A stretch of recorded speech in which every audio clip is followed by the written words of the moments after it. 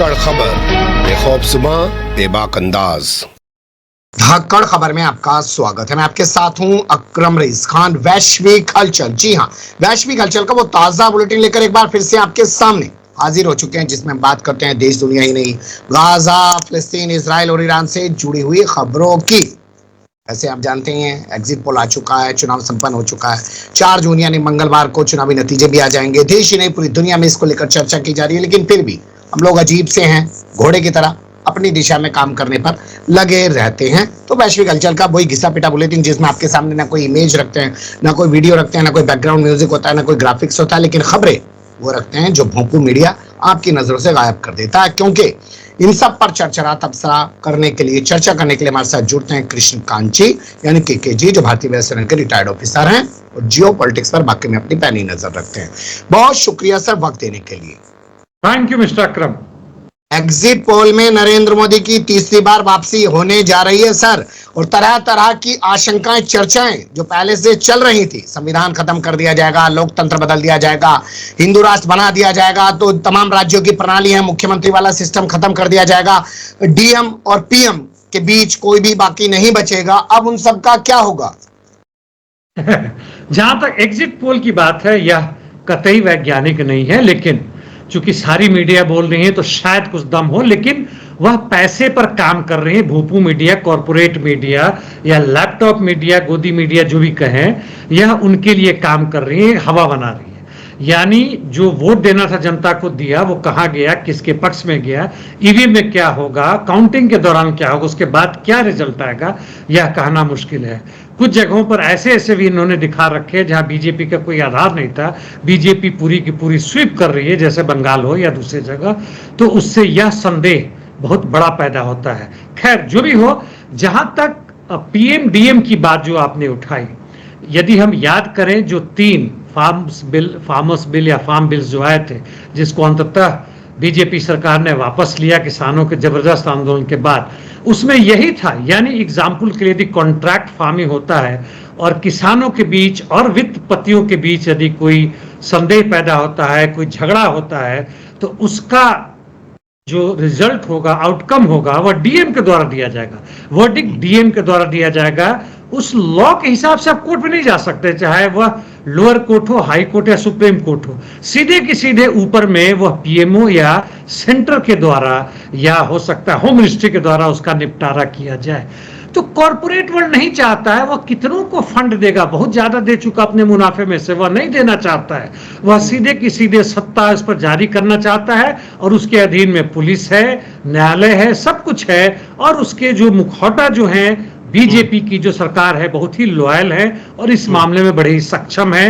हिंदू मुस्लिम करें, बाकी जो भी कुछ करें, वह दिखावटा है, और वो सफल है, तो भला क्यों वह कांग्रेस और दूसरे लोगों को मदद करेंगे? जी, संक्षिप्त। बिल्कुल आप सही कह रहे हैं, लेकिन एक सवाल जो मेरे जहन में आता है, और मुझे लगता है हमारे व्यूअर्स को भी उसको समझना चाहिए, ये जो एग्जिट पोल दिखाए जाते हैं सर, और चारों तरफ से एक हंगामा मचाया जाता है, ये शायद उन ऑफिसर्स को प्रेशर में लेने की कोशिश की जाती है जो ईमानदारी से चुनावी नतीजे घोषित करना चाहते हैं। उन्हें पहले ही बता दिया जाता है, सुन लो, इससे कम पे नतीजे हमें नहीं चाहिए। आपका क्या कहना है इसमें? काफी सहमत हूं आपसे, पूर्ण रूप से हर जगह भले ही ना हो, लेकिन काफी सहमत हूं। नंबर 2, हमारा जो मैंने जो वीडियो बनाया था कल, शायद आपने उसको देखा होगा, उसमें दिखाने की यह कोशिश की है मैंने कि कैसे एग्जिट पोल ही नहीं, पूरे चुनाव से चुनाव तक की प्रक्रिया अपने आप में एक धंधा बन गया है। जैसे युद्ध है, जैसे शिक्षा है, जैसे स्वास्थ्य है, पानी है, बिजली है, यहां तक कि हवा है। यदि आपके पास एयर प्यूरिफायर नहीं है तो आप मरिए यहाँ के बुरे हालात में।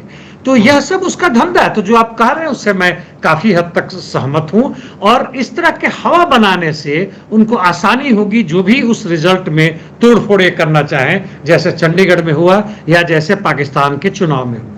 जी, इसके मैं 1-2 एग्जांपल आपको देता हूं। जैसे मैं बागपत से आता हूं, पश्चिम उत्तर प्रदेश के, वहां की एक विधानसभा सीट है शहर की, उस पर भारतीय जनता पार्टी के प्रत्याशी को मैं 150 वोटों से तब जिताया गया जब 10 साढ़े 10 बजे 2022 में स्क्रीन पर लिखा आने लगा कि आदित्यनाथ योगी वापिस आ रहे हैं। तो डीएम इतना ईमानदार क्यों बनेगा कि 150 वोटों से विपक्ष के विधायक को जिता दे? बाद में उसका क्या हश्र होगा उसे भी पता होगा, तो उसने 150 वोटों से भाजपा वाले को जिता दिया। पूरा का पूरा प्रशासन और पुलिस। बिहार के चुनाव में भी पिछले बार में देखा गया था, हारे हुए लोगों को जिताया गया है, उसके रंग बदलते हैं गिरगिट की तरह, देख के कौन सत्ता में आ रहा है। और जो आपने बड़ा बढ़िया एग्जाम्पल दिया, इस तरह के और भी कई एग्जाम्पल हैं, हम उसको अभी नहीं गिनवाएंगे, या जनता खुद देखे तो उसकी संभावना पूरी बनती है। जी चलिए, अब एक आजकल नया सिस्टम शुरू हुआ है। पहले जैसे गूगल सर्च इंजन होता था, ऐसे ही अब चैट जीपीटी आ गया बच्चों के पढ़ने के लिए। उस पर कोई भी सवाल सर्च कीजिए, जवाब मिल जाता है। कहा जा रहा है कि साहब चैट जीपीटी ना मोदी के खिलाफ काम कर रहा है। यह एक इजरायली फर्म यानी कंपनी है, open artificial intelligence, open AI के नाम से है। तो इसमें तो उन्होंने फीड किया हुआ है, उसको फीड किया, उसको दिमाग नहीं है, वो जो आपने फीड किया उसके हिसाब से वह जवाब देगा। कितनी डेटा कर रखी है, उस डेटा में उसका बेस यह बनता है कि डेमोक्रेसी के लिए काम करना चाहिए। तो इस पे जब सवाल उससे पूछा गया कि भारत में चुनाव में किसको हम वोट दें, उसमें यह आया कि भाई जो बीजेपी है वह एक डिक्टेटर है, वह डेमोक्रेसी के लिए बहुत ही खतरनाक है, कांग्रेस अच्छी पार्टी है, अब कांग्रेस की तरफ जाइए। और बाद में चुनाव शुरू होते ही एक दिन के अंदर में शुरुआत की, लेकिन उसका खास असर भारत में नहीं पड़ा। मुख्य रूप से कनाडा, अमेरिका और अन्य देशों में पड़ा, जब तक यहाँ के लोगों को समझ में आया। और दिमाग से इतने वो चूक चुके हैं, गए मतलब खाली कर दिया दिमाग इन्होंने, कि उसका कोई खास असर नहीं पड़ने वाला। जी, सुनीता विलियम्स से जुड़ी हुई क्या बड़ी खबर आ रही है सर? सुनीता विलियम हमारे भारत की हैं। सबसे बड़ी बात तो यह है, वह इस बार फिर से जाना चाह रही थी, जो उनका स्पेस क्राफ्ट था, और उसके बारे में कहते हैं कि करीब 3 मिनट 50 से 51 सेकंड पहले उसमें कुछ खराबी आया जो ऑटोमेटिकली हो रहा था, और इसके कारण यह लिफ्ट ऑफ नहीं हो सका, उसको कैंसिल करना पड़ा। हालांकि ये इनके जो साथी हैं बुच विल्मोर करके हैं, ये दोनों अभी अंदर में ही हैं और उसके हिसाब से ही काम करेंगे। अगला इनका कब लिफ्ट ऑफ होगा मुझे नहीं पता, लेकिन अभी की रुकी पड़ी हैं, और इसके पहले 322 बार रुक चुकी हैं, और ये भारत की दूसरी वैसा है। पहली जहां तक है कल्पना चावला को याद करें, वो तो स्पेस में ही उनका वो चूंकि स्पेस क्राफ्ट ही जल चुका था, और इसलिए तैयार हैं। अभी 59 साल की हैं, फिर से एक और इतिहास बनाने के लिए तैयार हैं, और इनके लिए हमारी शुभकामनाएं हैं। जी बिल्कुल, आप सही कह रही हैं कि जहां हमारे बेटियां जाकर दुनिया में नाम रोशन कर रही है, वहां पे यहाँ वोट डालने तक का अधिकार नहीं दिया जा रहा। डंडा बजाया जा रहा था जब वोट डालने के लिए महिलाएं घर से बेटियां निकली, आतंक बचाया जा रहा था, कहना उनको वोट ही मत डालने देना। कनाडा से खबर है, यहाँ की जेल में एक शख्स मर गया। कहा जा रहा है कि साइको था और लोगों की हत्या करने के बाद उनके लाश को सुअर को खिला देता था। जी हाँ, बड़ा ही घृणित, मतलब आज का जो दिमाग है कहना बड़ा मुश्किल है, किस घिनौना हद तक जा सकता है। भारत में दिख रहा है, जो जनमानस के एक हिस्से को ही जगड़ चुका है। इजराइल में दिख रहा है, पोलैंड में दिख रहा है, यूक्रेन में दिख रहा है, अमेरिका में भी अच्छा रहा है। वह अब उस शख्स को सपोर्ट कर रहे हैं, ट्रंप को, जिसने काफी घिनौना काम किया, और जितना ही ज्यादा उसका एक्सपोज हो रहा है उतने ही उसके में बढ़ोतरी हो रही है। और जिसकी आपने चर्चा की, बताइए कि ये किसी की हत्या करके सूरों को खिला देता था, अजीब वो गरीब हालत है। उसकी साधारण मौत हुई है कि लोगों ने मार के उसको मार दिया, कहना मुश्किल है, लेकिन उसके लिए मेरे प्रति या हम लोगों के लिए मन में, हमारे मन में कोई भी सहानुभूति नहीं है। जी, चीन द्वारा रूस को हथियार दिए जाने का कोई भी सबूत नहीं मिला है, जोसेफ बोरेल ये बात कह रहे हैं, क्या मतलब है इसका?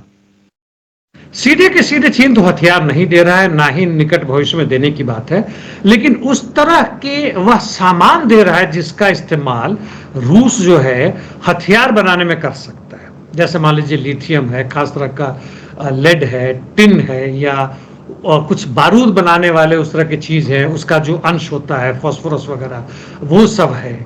या टेक्नोलॉजी दे रहा है जिससे कि यूएवीज वगैरह को एडवांस कर सके, या वैसे चिप्स दे रहा है, वह कर रहा है, उसकी जानकारी है। तो जी ये कह रहे हैं तो ठीक है, चीन डायरेक्ट दे रहा है ना दे रहा है, नहीं, इसको मैं ऐसे समझना चाहता हूं, क्या अमेरिका से अलग हटकर यूरोपीय यूनियन कोई लाइन ले रहा है क्या सर चाइना के बारे में?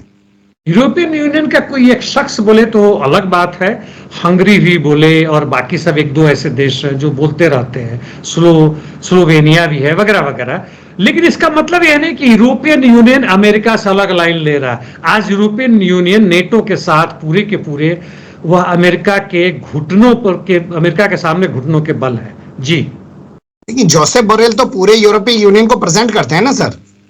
कभी कुछ बोल देते हैं, कभी कदाल आप देखें तो हमारे होम मिनिस्टर भी इस तरह का वक्तव्य देते हैं जिससे प्रधानमंत्री की पोल खुल जाती है। जैसे जुमला शब्द का इस्तेमाल उन्होंने किया था कि वो जुमले थे, वो 15 लाख पे और 2 करोड़ नौकरी के बाद पे।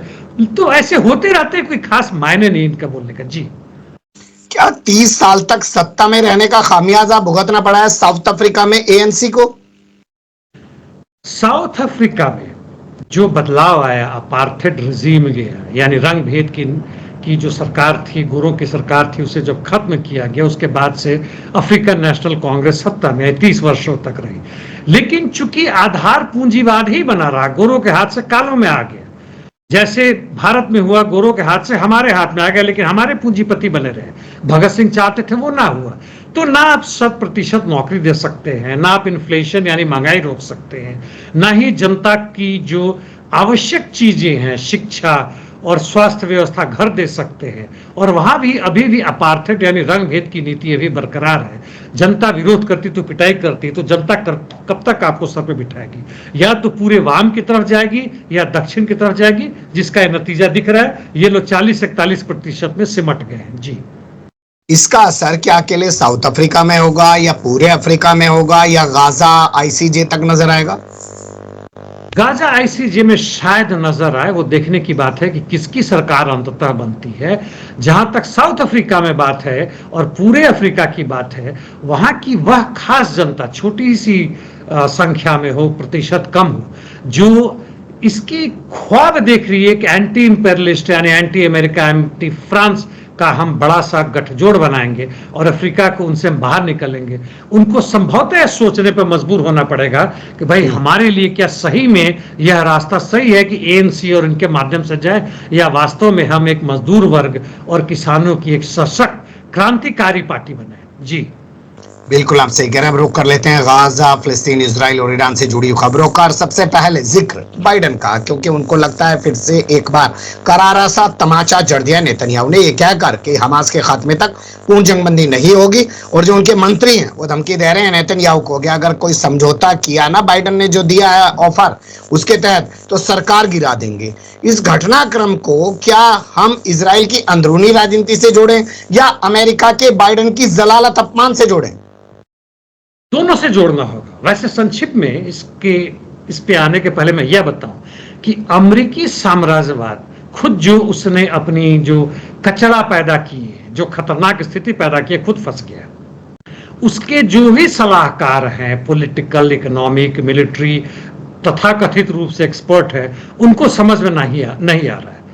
इसके बावजूद कि कितना भी आपके सवाल का जवाब दे रहा हूं, कितनी भी इजिप्ट, कतर, वो अमेरिका के जो फॉरेन मिनिस्टर हैं ब्लिंकेन बार बार दौड़े हैं, भागे हैं, इसके बाद भी यह समझौता करने में असमर्थ रहे हैं 2 कारणों से। एक तो यह कि अमेरिका कहीं से भी किसी हालत में तैयार नहीं हो रहा है कि इजराइल को आर्म्स अम्युनिशन देना बंद करे, दूसरे तरह के मदद देना बंद करे। उसका एक कारण और भी है कि जो अरब कंट्रीज के जो कंप्राडोर्स हैं, जो उस तरह के राजा हैं, वैसे लोग हैं जो अमेरिका और इजराइल के साथ हैं, अंदर से ऊपर से दिखावे के लिए। तो इजरायली आर्म्ड फोर्सेस कहीं से कमजोर नहीं पड़ रही। और अंततः कारण यह है कि इजराइल के अंदर में, जैसा आपने कहा, वहां के प्रधानमंत्री नेतन्याहू खुद ऐसे चक्कर में पड़े हैं कि आज युद्ध बंद हो जाए तो प्रधानमंत्री नहीं रहेंगे और हो सकता है जेल के अंदर चल जाए, उनकी मजबूरी की लड़ाई लड़े। और उनके साथ जो वर्क कैबिनेट में है, जिनकी बात आपने की, जो 2 लोग हैं जिनके साथ 5, 6, 8, 10 वो लोग हैं, और इनकी बहुमत बड़ी ही मुश्किल से है, 3, 4, 5 से बनती है, यह सरकार गिर जाएगी। तो इजराइल की मजबूरी है कि लड़ाई लड़ते रहे तब तक जब तक कि तथाकथित रूप से हमास खत्म ना हो जाए, या अमेरिका पूरी की पूरी एड देना बंद कर दे, या अरब कंट्रीज हट जाए। तीनों में से कुछ होता नजर नहीं आ रहा है। इसलिए ये सब उस अंध गली में पहुंच गए हैं जहां से इनके निकलने का रास्ता इनको खुद ही नजर नहीं आ रहा। जी, जिस प्रस्ताव को आगे बढ़कर बाइडेन ने खुद पेश किया है, हमास उस पर अपना सकारात्मक रवैया दिखा रहा है, लेकिन जिस तरीके की बातें इजराइल के अंदर से निकल कर आ रही हैं, तो उससे अब सवाल सबसे अहम यही उठता है ना सर, कि बाइडेन बाबा का क्या होगा या वो क्या कर पाएंगे? अब बाइडेन जितना भी जोर लगा ले, ट्रंप के खिलाफ जो भी केस हुआ उनको सजा मिलेगी अभी, और जनता के बीच में जा रही है बात। बाइडेन जहां तक है, अभी तक की हालत में सब होने के बावजूद भी हार रहे हैं, और बाइडेन की बड़ी भयानक बेइज्जती हो रही है। बाइडेन का जो अब इन्होंने फोटो पिक्चर बनाना शुरू किया, दिखा रहे हैं कि ट्रंप के हारने के बावजूद बाइडेन चड्डी में आ गए, कुछ भी नहीं बचा उनके ऊपर। अच्छा, इस सब तरह छिल की गया। वहां, हाँ जी, उस तरह की वहां चीजें आनी शुरू हो गई है। बाइडेन जहां सठिया गए हैं, वहीं पर भयंकर रूप से वह प्रो जियोनिस्ट रिजीम, खुद अमेरिकन इंपेरियलिस्ट रिजीम और प्रो वॉर इंडस्ट्रीज के पक्ष में है। इनके दिमाग में इसके अलावा और कुछ नहीं है। जी चलिए, कोई बात नहीं, जो उन्हें करना है वो करेंगे। चिली भी आईसीजे जाएगा साउथ अफ्रीका के मुकदमे में सहयोगी बनने के लिए इजराइल के खिलाफ। इस कदम को कैसे देखते हैं? अच्छी बात है। जहां तक मैं बार बार कहता हूं कि अफ्रीकन कंट्रीज और लैटिन अमेरिकन कंट्रीज, यहाँ के लोग हैं, इन्होंने देखा है अमेरिकी फ्रांस साम्राज्यवादी के कुकर्मों को, इनके द्वारा जो तबाही की गई है, भारी संख्या में इन लोगों को मारा गया है, और वह खड़ा होते, यहाँ तक कि आयरलैंड भी इंग्लैंड के खिलाफ खड़ा होता है। इसीलिए वह उन 3 यूरोपियन देशों में है जिसने पैलेस्टीन स्टेट को मान्यता दी है। तो चिली के इस कदम का स्वागत है। हाँ, मेक्सिको का कदम किस तरह बढ़ता है वो देखने लायक होगी, वह डवाडोल है अभी। जी अब जो धंधेबाज हैं वो धंधा ही कर रहे हैं, क्योंकि सऊदी अरब जॉर्डन से मुलाकात कर रहा है और कह रहा है कि भैया हम जो न्यूम शहर बसा रहे हैं, आओ वहां पे कुछ धंधा पानी लगाओ, इन्वेस्टमेंट करो। ट्रिलियन डॉलर का है, बड़ा भयंकर, इतने पैसे इन लोगों के पास है। मुझे मालूम है, बार बार कहता रहता हूं कि ट्रिलियन ट्रिलियन निवेश पूंजी, यानी वह केवल पैसे के रूप में पड़ा हुआ बैंक में या नोट के रूप में, कागज के रूप में पड़ा है, उसको जगह नहीं मिल रहा है। तो यहाँ पे ये दोनों देश देखे तो प्रो अमेरिकन है, प्रो जियोनिस्ट रिजीम है, अरब कंट्रीज के लिए ब्लैक शीप यानी गद्दार हैं। तो आपस में धंधा करने में क्या है, कर रहे हैं, और पूंजी बढ़ रहा है, जनता लुट रही है। जी जब इतना पैसा अपने शहर में लगा रहे हो, तमाम पूरी दुनिया के देशों ने यूएनआरडब्ल्यू की फंडिंग बंद कर दी, क्या सऊदी अरब, जॉर्डन और इन तमाम ऐसे देशों को सामने आके ये नहीं कहना चाहिए था कि कर दो फंडिंग बंद, हम यूएनआरडब्ल्यू को फंडिंग करेंगे लेकिन गाजा के लोगों को भूख से नहीं मरने देंगे? क्योंकि आज भी एक रिपोर्ट छपी है, 37 पहुंच गया आंकड़ा जो लोग भूख से मर रहे हैं सर वहां पे। जी हाँ, बड़ा दुखद है। भूख से 37 मर गए, बीमारी से भी और लोग बड़े हैं। एंड जहां तक यूएनआरडब्ल्यू है कि ये मदद करें ना करें, हालांकि इसका 1% भी देंगे तो काफी हो जाएगा जो आप कर रहे हैं, ये लोग मदद देना बंद कर दें इजराइल को, हर तरह से अपने पोर्ट से भी आना जाना बंद कर दें। देखिए इजराइल हफ्ते भर के अंदर घुटनों पट्टे आ जाता है कि नहीं। जी ये स्वीडिश राजदूत को क्यों तलब किया ईरान ने? स्वीडन ने कहा है कि, या उसके अखबारों ने, पत्रिकाओं में आया है कि ईरान स्वीडन में कोई एक शूडो अपना यूनियन या ऑर्गेनाइजेशन बना के और इजराइल के खिलाफ काम कर रहा है। इस पर ईरान को गुस्सा है कि ईरान का कोई भी ऐसा स्वीडन में ऐसा ऑर्गेनाइजेशन नहीं है, आप क्या मजाक कर रहे हैं, और इसलिए उसको तलब किया, उसको बताया कि भाई इस तरह की बातें ना करें। और स्वीडन के राजदूत ने बोला है कि हम जाके बताएंगे कि यह चीज ऐसा ऐसा है और हम इस पर सही कार्रवाई करेंगे। जी कुवैत के राजा अपना युवराज घोषित कर रहे हैं सर। करें, बहुत सारे नए नए राजा आएंगे। वो देखने की बात होगी कि जो सऊदी अरेबिया के अभी तक राजकुमार है वो कब राजा बनते हैं, यानी जो सलमान है वो कब राजा बनते हैं, क्या अंतर पड़ता है। जी फिलिस्तीन के छात्रों का समर्थन करने पर जो है शिकागो यूनिवर्सिटी जो है वो डिप्लोमा डिग्री नहीं दे रही है, और इसके अलावा और भी कई तरीके की दिक्कतें अमेरिका में उनके साथ की जा रही हैं सर। अल जजीरा इस बात को रिपोर्ट कर रहा है। ऐसी कुछ खबरें हैं, क्या क्या जानकारी है? जी हाँ, सबसे पहले तो कोलंबिया यूनिवर्सिटी में आए। आपको याद होगा 30 अप्रैल को पुलिस ने घुस के जो छात्रों द्वारा बनाया हुआ कैंप उन्होंने था, अपना ठौर बनाया तो उसको उखाड़ दिया था। ये फिर से आए हैं, हालांकि ज्यादा नहीं है, 2-3 दर्जन है, फिर से इन्होंने कैंप बनाया है। उनके जो सिक्योरिटी गार्ड्स थे इस यूनिवर्सिटी के आए, लेकिन छात्र धरने पर बैठ गए, फिर से उन्होंने शुरुआत की है। और छात्रों ने कहा कि ये सोच रहे हैं कि हम थक गए हैं या हमारी संख्या कम है या गर्मी है तो हम नहीं करेंगे, तो आप गलतफहमी में हैं। फिर से उनकी संख्या बढ़नी शुरू हो रही है। देखने की बात है कि पुलिस आती है कि इनकी संख्या बढ़ती है। और जिसकी आपने बात की शिकागो में, यह बड़ा ही अजीबोगरीब है कि अमेरिका जैसे देश में भी जहां छात्र यदि हम विरोध कर रहे हैं, कहने के लिए उनको हर तरह का डेमोक्रेटिक राइट से आवाज उठाने का, लेकिन चूंकि फिलिस्तीन के पक्ष में कर रहे हैं यानी इजराइल के खिलाफ कर रहे हैं, उन 4 छात्र नेताओं को जो भी डिप्लोमा डिग्री देने की बात थी उसे देने से इनकार कर रही है। यह भड़केगा, जरूर भड़केगा, और पूरे अमेरिका में आने वाले हैं। और जो सिविल सूट दाखिल किया गया है, जो एक क्या नाम है वो बोलते हैं दीवानी मुकदमा दाखिल किया गया अदालत में, वो क्या है? दीवानी मुकदमा के बारे में ज्यादा मैं नहीं देखा है, लेकिन उससे कोई खास अंतर पड़ने वाला नहीं है।